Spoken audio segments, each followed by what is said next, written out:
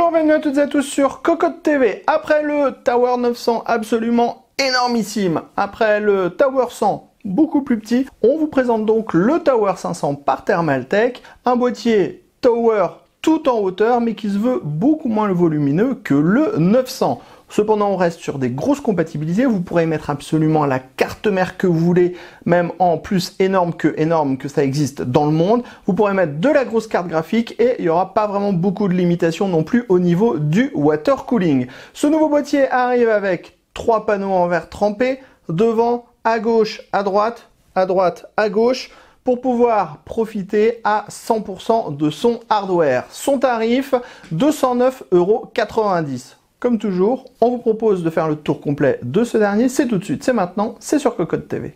On commence comme toujours avec les tech specs. Alors, ce Tower 500 est énorme, mais par rapport à un Tower 900, il est beaucoup plus petit et il mesure exactement 608 mm de hauteur sur 388 mm de largeur et 398 mm de profondeur.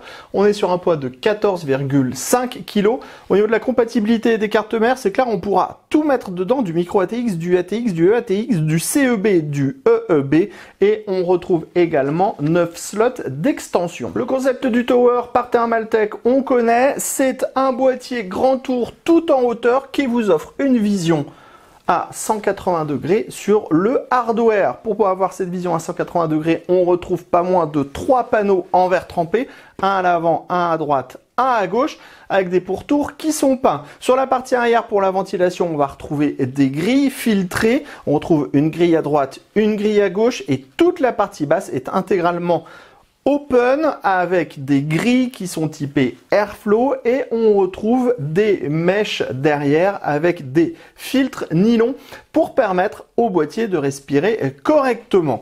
Pour pouvoir ouvrir le boîtier, on y reviendra un peu plus tard, ça se passe par la partie haute ici. Donc, côté droit, si on tourne ici, côté gauche, on retrouve exactement la même symétrie, mais si on veut avoir les grilles plutôt à l'avant, c'est possible, il suffit de prendre le plateau, vous le retournez et ça fonctionne. Dans la partie basse, on va retrouver les pieds petits, classiques, et si on passe à l'arrière, on retrouve une architecture à la type Tower.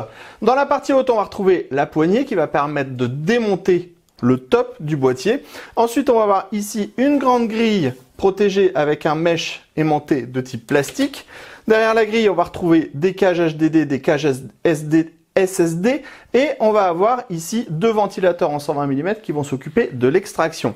Dans la partie basse, on a l'emplacement de l'alimentation avec un filtre amovible pour éviter que les poussières ne rentrent à l'intérieur du bloc. Sur la partie supérieure de ce Tower 500, on va retrouver une grande grille avec des très larges trous, un mesh nylon en dessous pour protéger de la poussière. Bien sûr, ce plateau est démontable. Il suffit de cliquer à l'avant et à l'arrière. Vous voyez, on pourra soulever pour accéder à ce qu'on trouve en dessous. On y reviendra un peu plus tard. Ensuite, on va avoir le panneau de contrôle à l'avant qui est ultra complet avec le Power On en centre qui s'illumine en bleu. Ensuite, on va avoir le Reset, un USB type C, 2 USB 3.0, les entrées sorties audio et de nouveau 2 USB 3.0. On passe maintenant sous le Tower. Sous le Tower, on va retrouver le filtre à destination de l'alimentation. Ici, une grille d'aération pour la partie basse car on pourra mettre du radiateur de water cooling dans la partie basse. Et on a un filtre bien sûr en mèche plastique en dessous.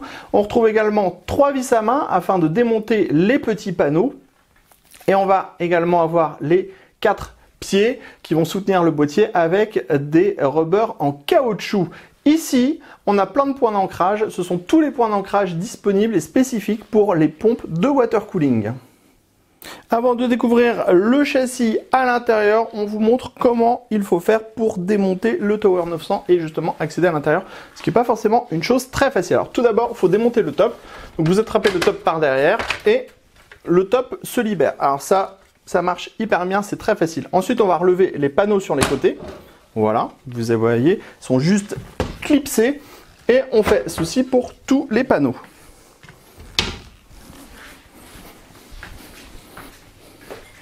Hop, et le troisième.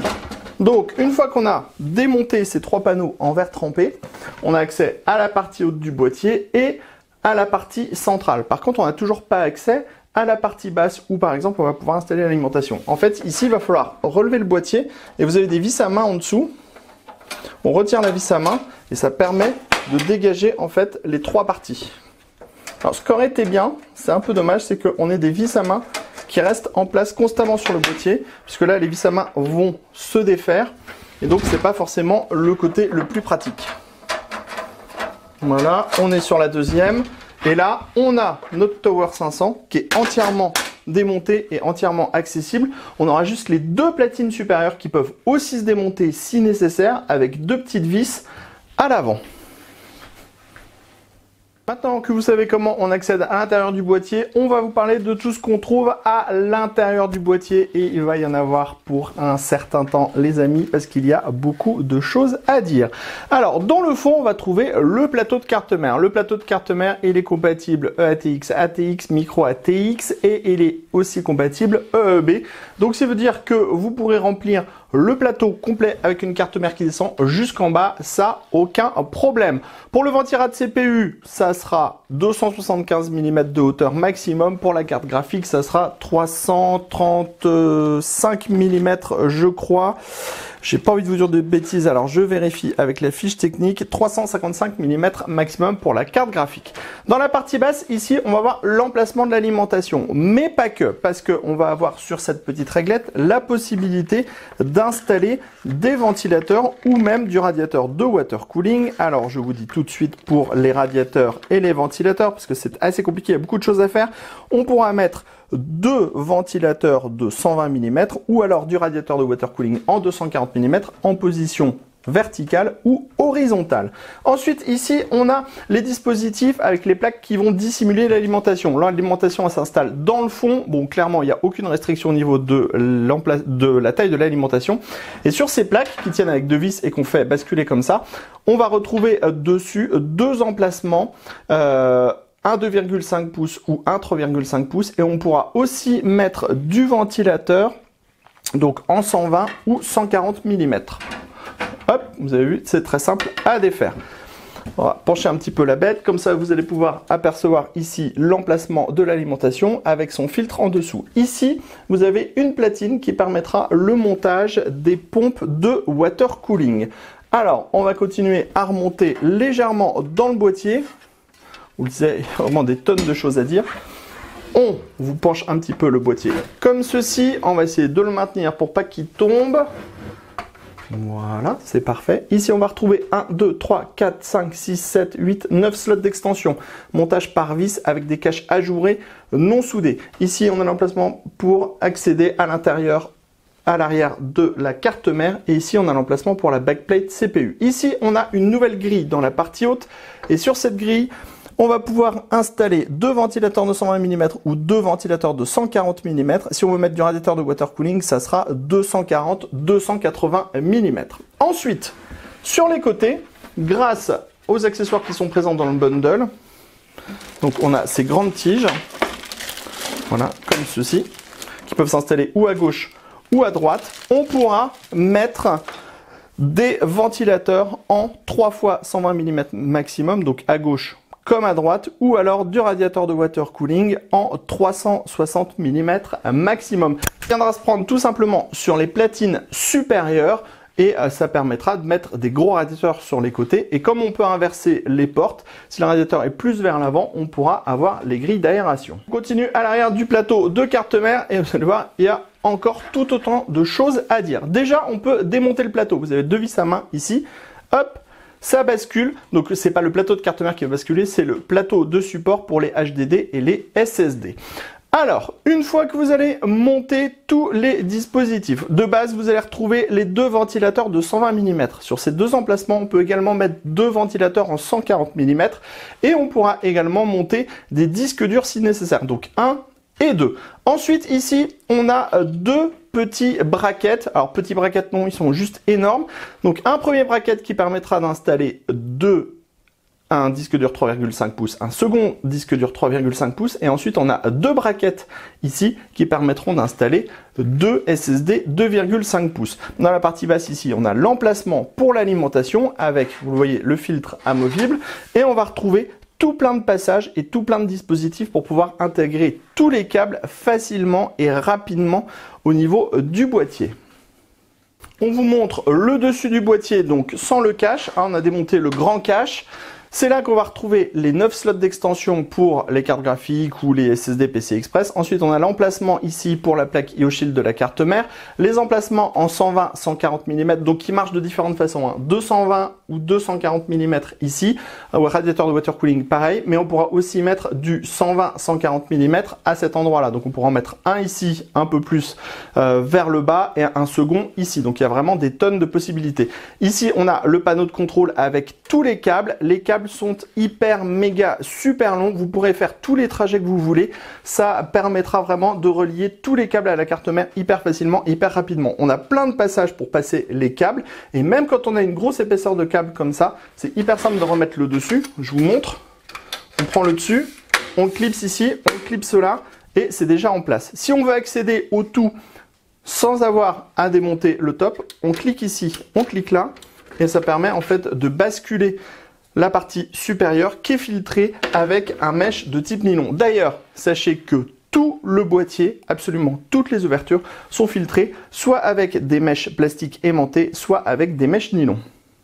On découvre maintenant notre Tower 500 avec la configuration montée à l'intérieur de ce dernier. On va vous proposer deux plans. Un plan où on va découvrir la partie avant et ensuite on va passer sur la partie arrière. Alors, pour que ça soit plutôt joli, on a retiré juste les panneaux en verre trempé parce que si on veut retirer les panneaux en verre trempé, comme on vous le disait tout à l'heure, il faut retirer la partie du haut. Enfin, si on veut accéder à la partie basse, il faudra retirer les trois petits panneaux en acier. Vous remarquerez qu'on en a profité pour mettre un petit LCD panel kit dédié au Tower 500, histoire d'avoir encore un petit peu plus de style tout à l'heure quand on allumera la machine. Alors, ce qu'on va vous dire déjà, c'est que c'est extrêmement simple de monter sa configuration à l'intérieur de ce Tower 500. Il y a énormément d'espace, il y a énormément de passages et c'est vraiment simplissime de monter sa configuration.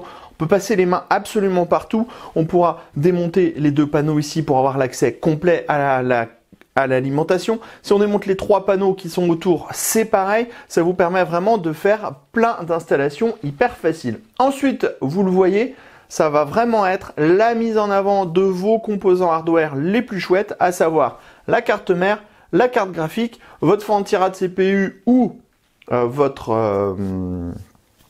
système water cooling. Ensuite, on pourra ajouter par exemple un petit SSD PCI Express et si vous avez du RGB, vous allez profiter à plein du RGB. Si on se met de face, on voit qu'on a vraiment à fond tous les composants qui sont vraiment visibles de là à là. Donc ça donne vraiment très bien avec encore une carte mère qui serait encore plus volumineuse et encore une plus grosse carte graphique, ça donnerait encore mieux. Vous voyez, en plus c'est extrêmement propre, absolument partout. C'est-à-dire qu'on a des passages vraiment pour que tous les câbles soient dissimulés. On a plein de systèmes pour accrocher les différents câbles. Et en effet, si vous regardez la carte mère, on va avoir les deux câbles pour le 4-8 pin CPU, le câble pour le 24 broche ATX, les deux câbles pour le PCI Express et après les câbles pour les USB et tout sur le côté gauche. On passe maintenant à l'arrière. Vous le voyez, c'est tout aussi propre qu'à l'avant. On a des tonnes de passages, des tonnes de dispositifs pour mettre des colliers. Ça permettra d'avoir un montage extrêmement propre. Vous le voyez, ici on a installé un SSD. Alors certes, on est sur une configuration où il n'y a pas trop de SSD, pas trop de disque dur, mais on a vu tout à l'heure qu'on pouvait blinder en disque dur et en SSD si on avait besoin. Donc là, on a notre SSD, notre câble SATA qui fait le tour du ventilateur, qui vient passer à travers un cache qui relie la carte mère. On ne voit absolument pas le câble. Ici, on a tous les câbles gainés qui sont regroupés avec les différents câbles SATA. On a tout fait passer par en dessous. C'est dissimulé par les plaques supérieures qui sont de l'autre côté. Bref, on ne voit aucun câble de l'autre côté. Et ici, on ressort tout au niveau d'une arête centrale. On a utilisé le deuxième passage pour passer les câbles 8 pins CPU. Et comme on le disait, comme on a plein de dispositifs pour mettre des colliers, on a pu attacher les câbles, ils sont bloqués, ils ne bougeront jamais. Même dispositif ici, vous voyez, si on passe sur le côté là, on a la distribution complète de tous les câbles pour les USB type C, en USB 3, le 2.0, le HD audio, le Power On, le Reset, le HDD LED, le Power LED. On peut tout distribuer facilement. En plus, les câbles sont énormissimes, hein, c'est genre, ils sont longs. comme ça. Et donc, il n'y aura aucune difficulté. Ensuite, comme on l'a dit tout à l'heure quand on était de l'autre côté, c'est extrêmement simple d'accéder absolument à tout, même les passages, même pour passer les colliers, c'est facile parce qu'on a plein de place et qu'on peut démonter tous les panneaux et donc on n'est jamais gêné par un montant ou une porte ou un passage qui pourrait bloquer un câble ou autre chose. Bref, vraiment le montage extrêmement facile et le résultat est hyper propre. Maintenant que vous savez tout de ce Tower 500 par Thermaltake, on vous propose de découvrir ce dernier allumé avec notre configuration à l'intérieur. Donc bien sûr, on a mis du RGB. Pourquoi on en a profité et pourquoi on a mis du RGB? Tout simplement parce qu'on a les 3 panneaux en verre trempé qui vont permettre de profiter à fond du matériel et donc de l'éclairage RGB. De base, le boîtier est livré avec 2 ventilateurs de 120 mm qui ne sont pas en RGB. Les 2 ventilateurs sont placés à l'arrière pour extraire l'air chaud qui est à l'intérieur du boîtier, mais on pourra, si nécessaire, ajouter plein de ventilateurs à d'autres endroits. Mais le principal, ce sera vraiment cette configuration, donc les plus beaux composants qu'il y a dans votre PC qui seront mis en avant à travers ces 3 panneaux en verre trempé. On vous proposera la semaine prochaine une nouvelle vidéo toujours avec ce Tower 500 et avec un water cooling IO avec écran LCD qui provient de chez TT et comme ça on pourra pousser un petit peu plus loin le curseur au niveau de l'intégration. Allez, sur ce, rendez-vous très prochainement sur cocoland.com pour le test complet de ce boîtier Tower 500 par Thermaltake et on se donne aussi rendez-vous sur Cocotte TV pour toutes nos prochaines vidéos. On vous dit à très bientôt.